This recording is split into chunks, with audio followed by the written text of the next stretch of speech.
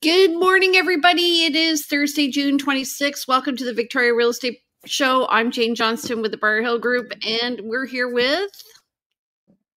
Hey, everybody. Andrew Plank here with Royal LePage and the Vibe Collective. And... Jen Lowe, mortgage broker with Dominion Lending Center Modern Mortgage Group. Excellent. Awesome. How's everybody's week going? Busy. Very full. Very busy. Yep.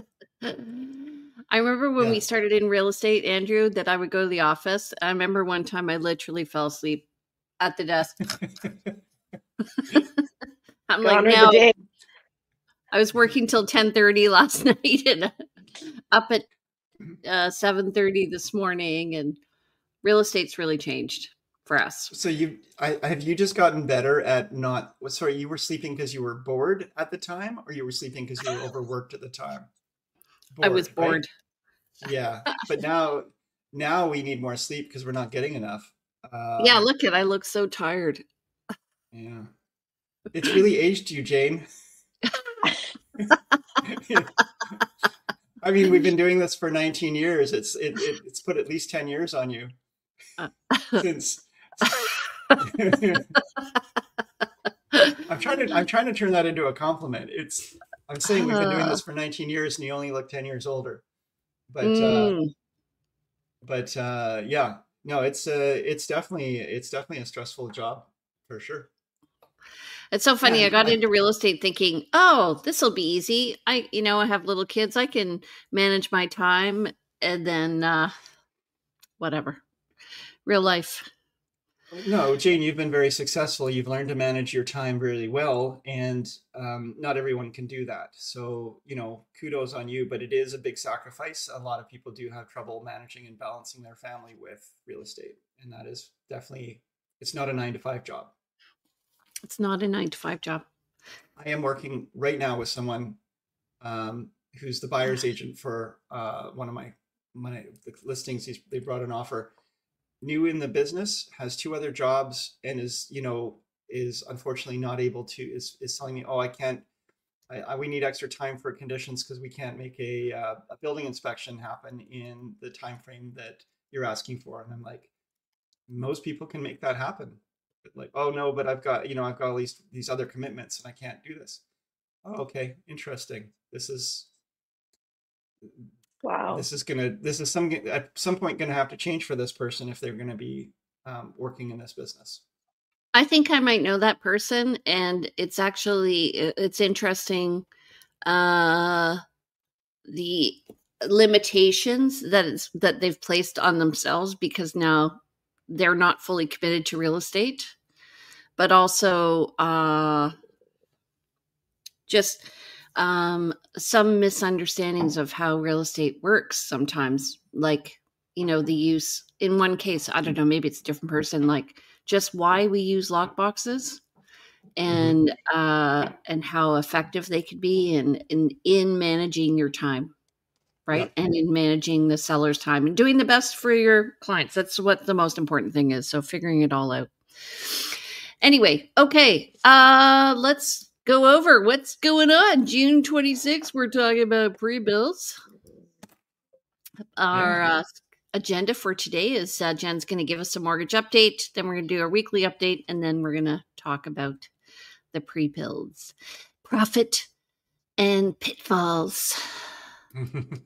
Okay, Jen, how's it going? Yeah, nothing too exciting this past week. Just still kind of waiting to see, getting some numbers in with the different inflation numbers and labor numbers and unemployment numbers and that kind of thing, to see what's going to happen with the next Bank of Canada rate update, which is end of July. Still 50-50 chance that interest rates are going to, or the variable rate will come down a 1/4 percentage point. So we'll just have to wait and see what happens. Fixed rates have kind of been pretty steady, up or down 0.05% here and there, depending on the lender, but nothing too crazy there either. Lots of controversy going on in the world right now, which creates uncertainty. So yeah, there could be a new Fed in the States, because I understand Trump is looking to maybe name a new successor for Powell. Is that his name? Yeah, No? I don't Anybody know on if he that? can just No. do that though. Like it's a separate entity, like, right? Okay. Well, we shall see. It is, And yeah. we shall But see. you know that effect, it is interesting, even just those statements that are made, how that affects the market. yeah, Right. Okay. it's like dating. It's like dating a Sybil, right? Like which personality you're going to get today. Mhm. And then because you don't know which personality, you can't predict anything based on what you're hearing. So you don't know, like, oh, like if so and so says A, then B is going to happen. Right now, we don't know. So and so says A, and who knows? We have like 26 different choices. Well, they Yeah. could say A, and then tomorrow they'll say B, and then C and D. So that makes it hard. What's a Sybil? I think I don't there's a understand the book. reference you made. There's a book called, I think it's called Sybil, and it's like this person who has 7 different personalities. And Okay. I'll send it to you. But anyway, yes. When somebody's crazy. Yeah. Not naming any names. You always make me feel like I'm saying the wrong thing, but in this case, I'm sorry. I'm not trying to make you. I'm just trying to help our audience understand what the reference is, because I didn't understand it, so I wanted to make sure everybody does. Are we the same age? Okay. Or am I older? I feel really old right now. Anyway, okay. So let's do the 7-day watch. We had new listings 359 this week compared to 348 last week. 189 went pending compared to 182 last week, and price decreases are down, yay, to 161 compared to last week, which was 219. So we're doing well in that regard, and expireds are also down to 48. So I think that's time of the month.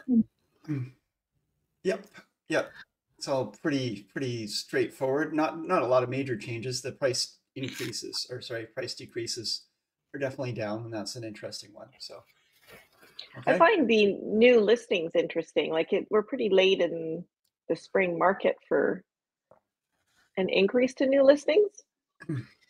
Well, we're still down. You'll see in the stats that we're going to go to, we're still down from last year in terms of new listings, but I think we are having a late market. It feels to me like there was a bit of a lull, and it feels like we went up, lull, and then we're going back up again. So what we normally experience our maximum number of listings in May. I think we're going to see it's in June this year. That's just my prediction. One thing to kind of consider, I guess, when we're looking at the market is sometimes the market gets condensed and sometimes it gets elongated and stretched, but there's kind of in any general year or decade or whatever, there's going to be a certain number of transactions that happen. And sometimes our spring gets extended out, but it might be slower, but more extended.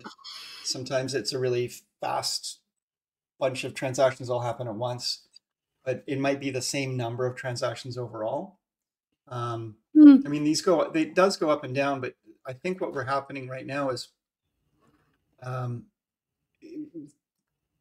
media and a lot of the stuff that's going on overseas has people kind of like, let's go on hold, let's start, let's stop. We were just talking about, Jane made the Sybil reference, but like there's all kinds of things that affect people's decision to go. It's like that game, go, stop, right? Yeah. It's mirroring that uneasy feeling that people are having, what I see. Yeah. Okay, so I just Googled Sybil, which depicts a person with a multiple personality disorder. So Thank you, I was like, Jane. did I make the wrong Okay. reference here? No, I did not. No. Okay. Have you heard that? Have you heard that reference before, Jen? Am I the old one here? No, I have not heard that reference before. But Okay. I figured that's where we were going with that. Yep. Okay. All right. Moving on. So list to sell ratio. They're pretty much on par, 52.65% list to sell this week versus 52.3 last week. So pretty much on par. Not anything changing. Do you want to do this one? Sure. So month over month or year over year, our month to date stats. So what we're looking at is what has happened so far this month versus what happened in the full month of the year before. So here we are on June 26th. We've had 551 unconditional sales so far this month. And you can compare that to the 661 that happened in the full month of June last year. So we are probably going to get there. I'd say we're going to be pretty close to even there by the time we reach end of this month. In terms of new listings, 1,178 so far this month versus 1,495 the month before. And again, based on just what we saw, let me just go back a couple. 348 new listings. Compared to June of last year. Yes. Not last month. Sorry, June of last year. We just, this last week, had 359 new listings come on. And we had 189 come off. So we have maybe adding 100 a week, 100 and change a week to inventory. So we're going to, by the end of this month, be up around 1.3, 1.35. So 1,300, 1,350. So a little less than last year in terms of new listings on market. Oh, sorry. That's total active listings. New listings will be above because we had 348 last week. So if we chunk another week on, we're going to be above this number. Potentially. But total active listings will also probably go up to getting close to that 4,000 mark we've been talking about. And again, predicting that we'll be up above 4,000 by end of summer. Yeah. Sooner. So what sorry. No, you go ahead. I'll be interested to see the end of the month net unconditional sales, because end of June is historically a crazy busy month. Really? For sales. Yeah. Oh, for sales, right? Because a lot of people move July 1st weekend. Mm-hmm. Yeah, because it's the end of school year. That makes sense. So you're talking about, because we tend to track, you're tracking the trailing indicator. The closing. Tracking the leading. Yeah. So when you talk closings, a lot of them are happening as we, and even now I'm talking to some folks who are like, they want to make offers. They want to make sure the closing happens before school starts in the fall and so forth. So everything's going to get condensed over the summer if they can. Right. Okay. I'm negotiating something that potentially might close in October. Oh. So what Jen is saying is we can negotiate in February for a July 1st closing or whatever, July 2nd closing. So when it happens is different than when it's negotiated. All right, so let's talk about our topic of the day, which is buying pre-builds. We're navigating the builder contracts. What are the challenges in financing? Jen can talk to that. The assignments, whether or not you are allowed and what the rules are with that. Developer disclosure statements, the importance of that, reading it over and noting that they can change over time throughout the process. Rescission periods and potential profit and pitfalls. Nice. I love that topic. Okay. So tell me, Andrew. Well, we're starting to see, at least I'm starting to see more interest in pre-builds again. There was a time where people were really interested in pre-builds, buying pre-build because they could buy maybe it's not going to be built for a couple of years. Hold it, assign the contract, make a profit. Back in the day, they were talking about shadow flipping and all kinds of things, flipping homes. There's been a lot of legislation that's come down on that, and a lot of developers have stopped allowing for that. But I think it's starting to open up again as well. So just want to talk again and refresh the benefits and the pain points of buying pre-construction. So there's also like the timeline of when you buy pre-construction, because when you buy in the early on in the process or near the end of the process, they may be less flexible than they are in the middle. And I'm thinking, the developer, because at the beginning of the process, they want to get these properties sold, but they're setting a precedent for the rest of the development. At the end, they're like, listen, these are the last few pennies we're going to make on this. We're going to be fairly sticking to the line here. And then in the middle, maybe where things are stalling, sometimes they'll offer incentives. So there's a condo development.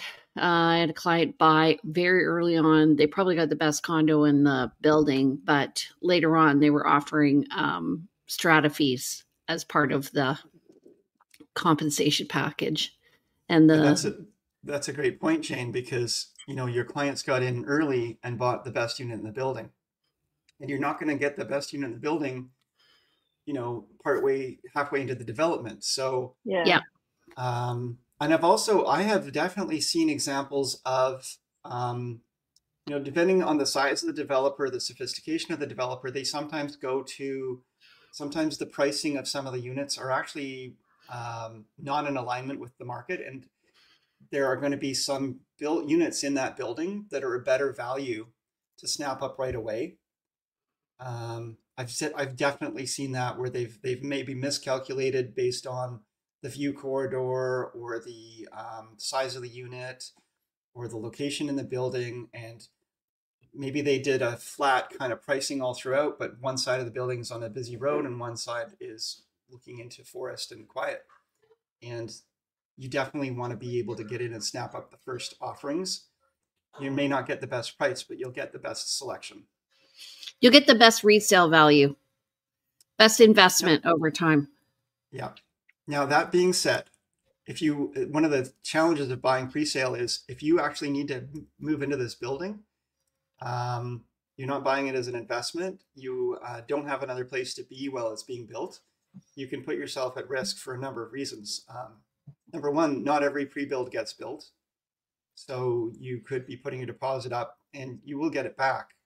But you could be putting your deposit up and tying up your money for quite a long period of time only to find that the development doesn't proceed. And you could also, there's lots of things that could go sideways in that. And Jen, I'd like you to speak to lending, because this is such a key part of these pre-construction, which are sometimes 2 years from being built. And a lot of lenders won't tie that kind of commitment up for that long. Mm-hmm. It's a risk, 100%. It's a risk. I mean, we don't know where the market's going to be 2 years away. So one piece is we can't get a firm approval for the most part. Sometimes there is builder financing that you can get, but you're usually paying a much higher interest rate for that builder financing, for that guarantee. So going back a step so we can't get a firm approval until we're 4 months out from the projected completion date. So what is the appraisal going to be? How is that property going to be, what's the potential value going to be at that time?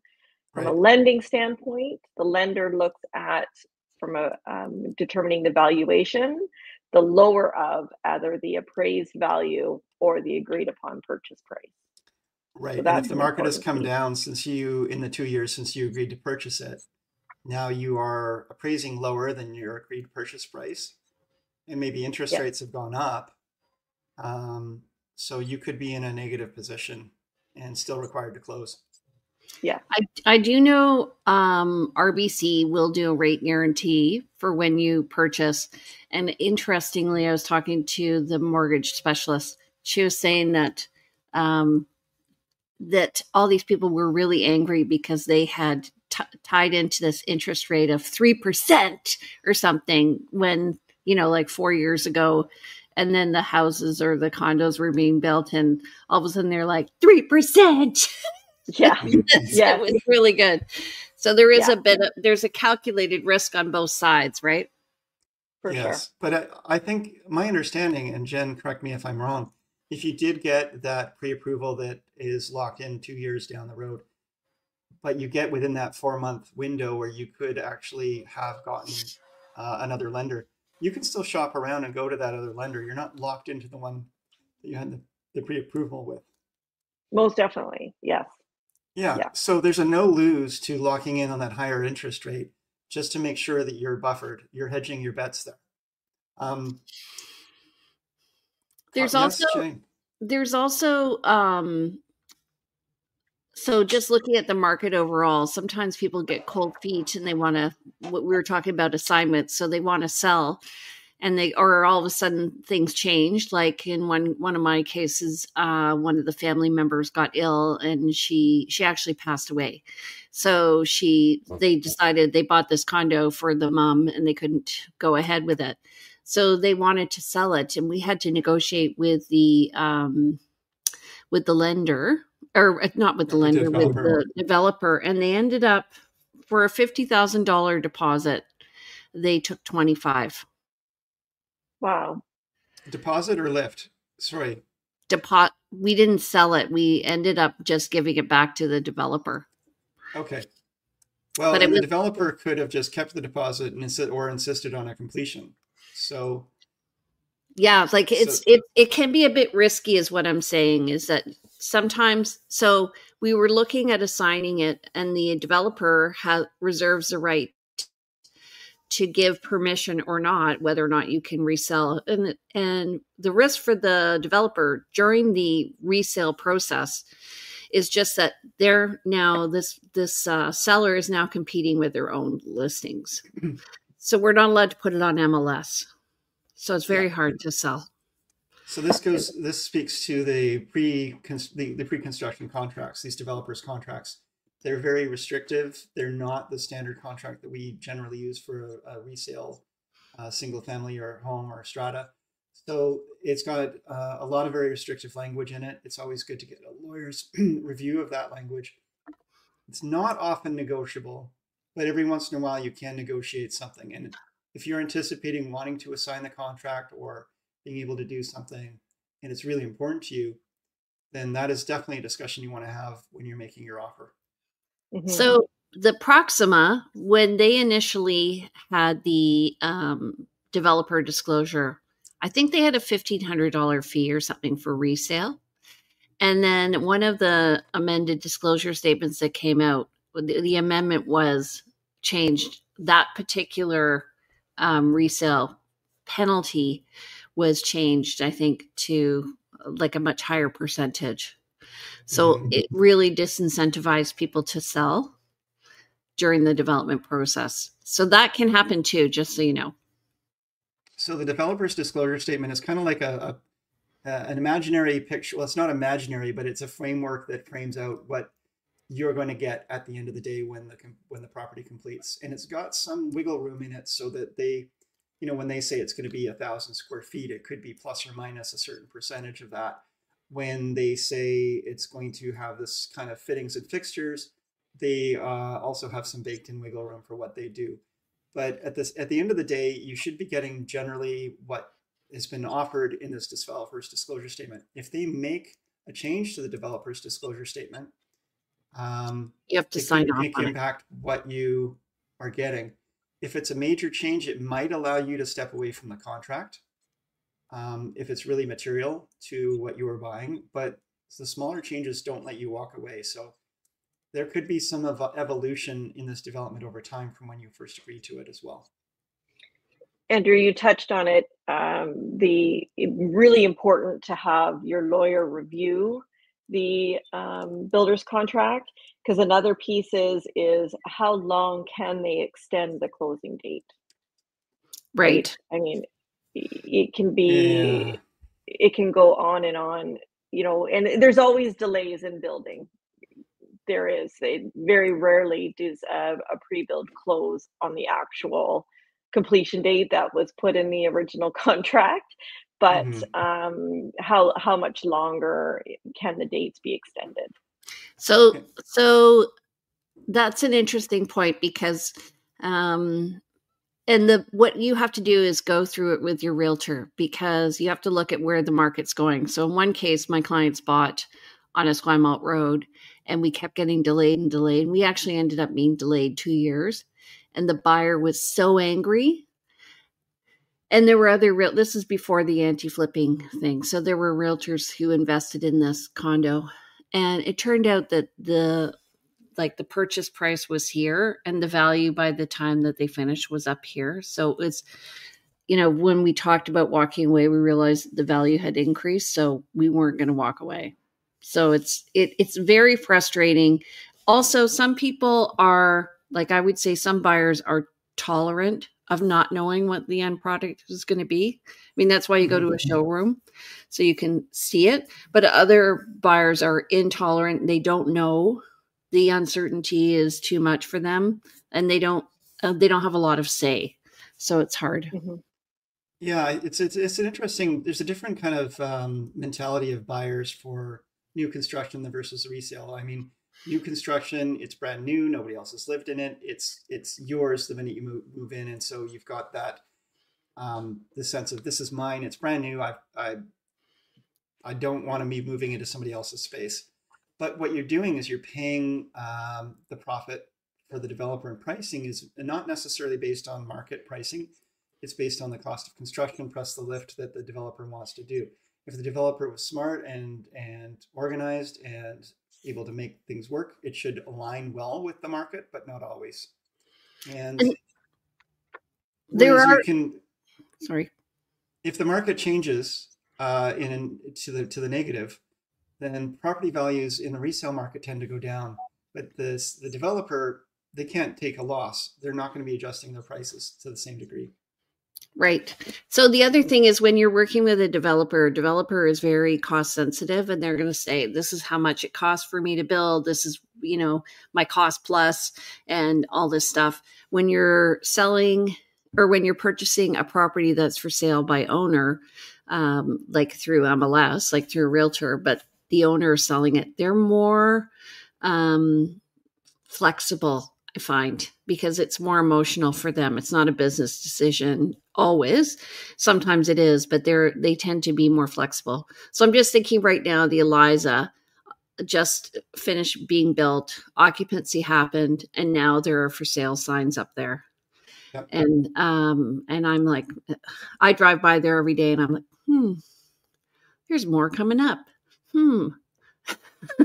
Well, so and the pre-sale market is not like it used to be when back in the days when people were going and lining up in Vancouver for pre-sale offerings.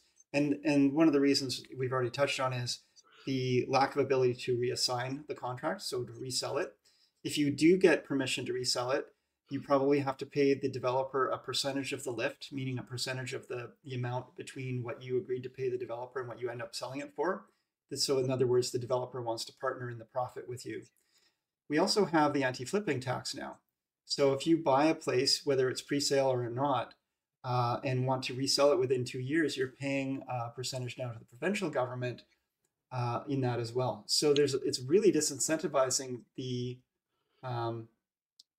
pre-sale for profit. So it's 2 years from when you offer on the property, when you get the accepted offer. So Yes. that is not always relevant now, right? Because it can take 2 years to build a building. Yeah. Well, it depends if you do have permission to assign within those 2 years, then you would be paying that anti-flipping tax on the assignment. It does include assignments for anti-flipping tax. So I'm just saying that there's less speculation in these now, but there's still some really great buildings. I think the key takeaways for new construction folks is even though these so definitely have a lawyer review it, definitely have a realtor who knows the market, can speak to you in general, can look at the market in general. I've certainly had people who are interested in new construction because there's a shiny objects over here and it looks like it's going to be a beautiful space. And I can say to them, look, on the resale market right now, you can go and buy this. You don't have to wait. It's going to be less price per square foot. It's in a better general location. It's a really, really well-respected building. And these sellers are motivated to sell. It's not the profit motive that the developer has. Also, when you're buying new construction, look at, first of all, are they getting a professional management company to manage it? Because that's very important for financing. What are the strata fees that they're planning to have and expect them to go up? Often people are kind of seduced by the low initial strata fee, and then they get in and reality kicks in. Oh yeah, we have to like have the parking lot cleared of snow every year, and that's $3,000, and divide that by the amount of people in the building. So the other thing is what Andrew was saying is because it's shiny and new, is just people often don't put enough money away in the contingency fund right away. And, at year 10, they get caught. So just understanding that you're buying into a community. And I would say the positive of that is that people come in and they're all eager to meet one another. It's a really nice feeling in a great building when people come together to live for the first time. So I'm seeing that in the Eliza. Everyone's like, hey, I'm in 401. Hey, I'm in 402. Yeah. I'm using the gym. Are you? Right. And amenities and those amenity rooms and things, those are another piece that could shift and change in the developer's disclosure statement. But one of the reasons people buy these things, right? Get promises of beautiful grounds and landscaping and a gym and a rooftop patio. Yeah, then that's what I say. Like you move in and it's not all done yet. And you're like, is it going to be done? And establishing those rules around those things like the amenities rooms. And, oh, yeah, you know what? I remember like 1440 Lindburn, no parties after 10 p.m. because people have abused that. So Andrew's just moved back. We now have a water picture of I don't you. know why the camera does that, but now you can see my mess.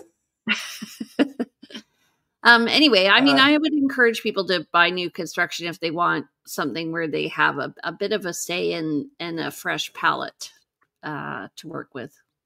Yeah. So have we covered the basis here? So builders contracts, they're all different, and you definitely need a lawyer's review. And there are some key elements that we see over and over again.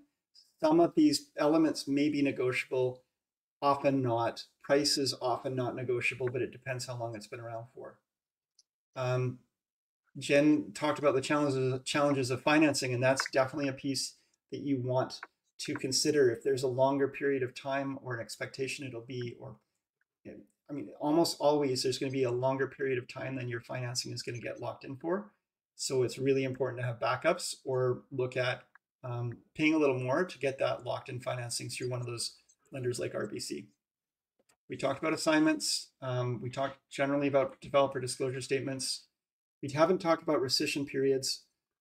I just really quickly speak to that.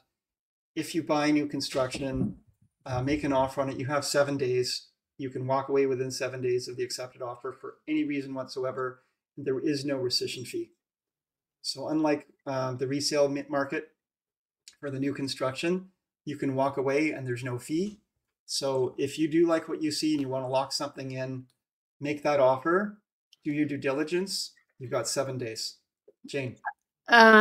Plus you can also have a conditional period if you want off financing. So you can extend that 7 days so that you don't have to pay a fee anyway. Yeah.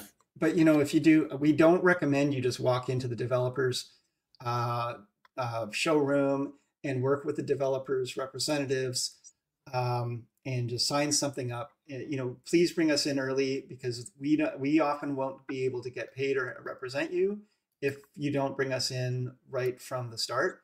But if you do go into that developer's showroom and sign something up, you're not locked in.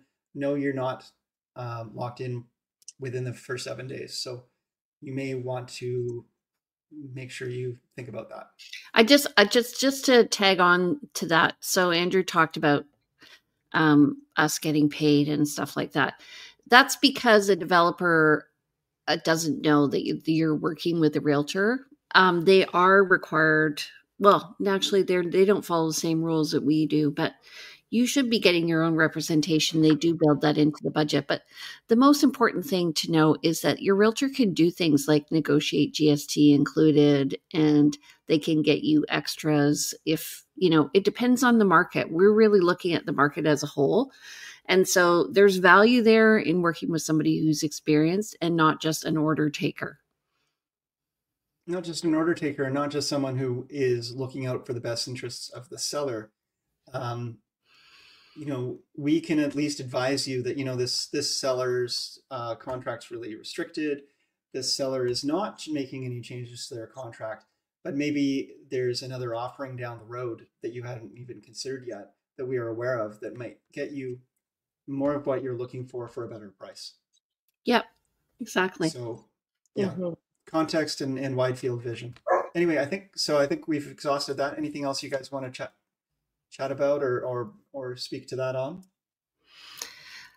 Nope, I'm good. Pretty comprehensive, pretty quick. Good job. All right, excellent. You guys, if you know anybody who's interested in looking at new construction, contact us. Please like this video. We really, really like it when you like our videos. And don't forget, if you're watching on YouTube, to subscribe to us and comment, because we'd like to hear what you have to say. And again, share if you know somebody who may need this information. Andrew, how do people reach you? I'm at 250-360-6106. My email is info@andrewplank.com. Website is andrewplank.com or realvibe.ca. The Vibe Collective is a group of excellent realtors who are looking after your best interests, and we are a collective, so we are all individuals under the Vibe brand and looking forward to serving you. How many realtors do you have there? Right now, 2, plus 2 full-time staff and a marketing team that we're outsourcing. And we're looking to grow to 3 to 5 agents local, plus some agents in some of the further fields. So I'll talk to you more about that offline. Interesting. Okay. Yeah. Jen, how do people reach you? I am at 250-217-4925. And my email is jen@jenlow.ca and website is jenlow.ca. All right. And I'm Jane Johnston. I'm with the Briar Hill Group at Remax Camosun. My number is 250-744-0775. And my email is jane@briarhillgroup.com. You can reach me at briarhillgroup.com, and you can follow me about lifestyle in Victoria at realtyteacher_Remax_Victoria or Briar Hill Group. All right, you guys, we are on every Thursday at 9:30. We'd love to hear from you. If you have any topics that you think you might want to have more information about, we'd love to cover it for you. So we'll see you next Thursday. Take care, everybody. Have a good week. Bye-bye. Thanks, guys. Bye now.